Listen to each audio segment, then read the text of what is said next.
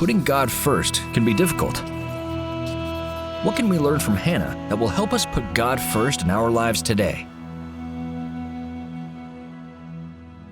Hannah experienced an incredible miracle in her life.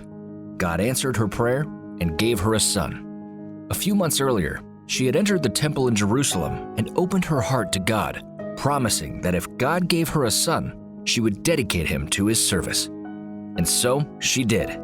She named her son Samuel, which means heard by God. We can imagine Hannah sitting with little Samuel and teaching him about God by telling and retelling him the old stories. Samuel was a miracle, and she loved him with all her heart. But the time soon came when she had to take Samuel to the temple to serve the Lord, as she had promised. It must have been difficult, even though God had given her many other children. Putting God first is often difficult, but here are Hannah's own words. "My heart rejoices in the Lord. My horn is lifted high. My mouth boasts over my enemies, for I delight in your deliverance. There is no one holy like the Lord. There is no one besides you. There is no rock like our God."